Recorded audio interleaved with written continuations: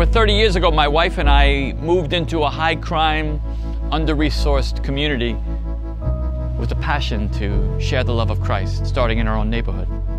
We had no idea what we were getting into. We were young, idealistic, and hopeful, but completely unaware of the depth of brokenness we would face. 7 of the children we cared for and loved were murdered. Several were jailed for murder or attempted murder. Violence, child abuse, addiction, drug, and gang activity were the constant backdrop. The vision of Urban Hope was conceived in these early years with a dream of building a house of hope, a holy, healing sanctuary in the middle of our world of pain. In 1999, our ministry moved into a warehouse in West Brighton, the most dangerous neighborhood in Staten Island at the time, with the second highest murder rate in New York City. We felt the Lord calling us to fast and pray and take a stand for our neighborhood. On the first Sunday of January in 2000, our small group of believers fervently prayed for God to end the plague of murder in our community.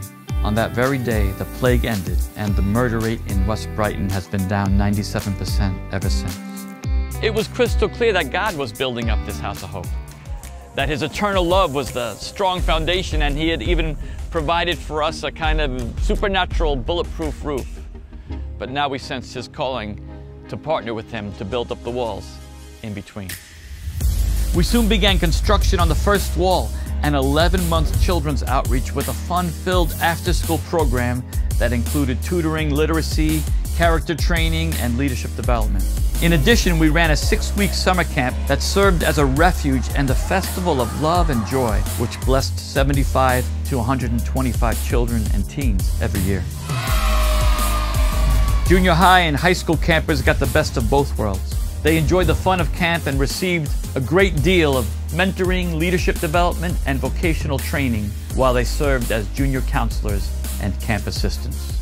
Then, after a horrible spree of violence in our community, we constructed a second wall, a basketball league that was targeted at the teens of our public housing communities in Staten Island.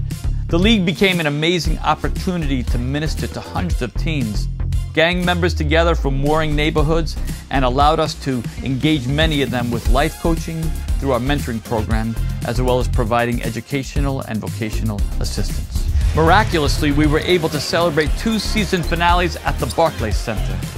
We pray that our struggling youth would always remember that impossible dreams can come true.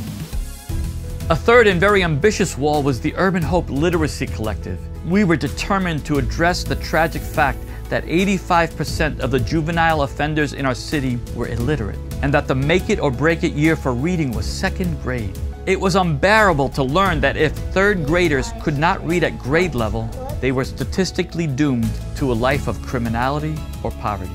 Thanks to strategic partnerships with local churches and elementary schools, over 300 children who were headed down the school-to-prison pipeline are now reading at grade level. We built a 4th wall while a pandemic and pandemonium ravaged our city. We found the image of Kevlar, the bulletproof material, to be inspiring. Kevlar is known as a thread that stops bullets, but it can only do so when it's woven together tightly and layered repeatedly. So we began weaving together our rich relationships with local churches, public schools, public housing, the NYPD, and nonprofit organizations. In less than 6 months, an amazing team came together to build up the wall, and over $5 million worth of donated food, hygiene items, face masks, diapers, children's clothing, and vast amounts of health and wellness resources were distributed to thousands of families in the most under-resourced neighborhoods in New York City. Community prayer and mobilization breakfasts began, and lists of the most vulnerable families and seniors were created to provide extra care for those most at risk. A system was also created to connect virtual tutors with children who are struggling with the COVID-19 education crisis. We then invited families to sit and break bread at our agape meals in order to share the love of Christ and hear their concerns. But He loves you, He has died for you.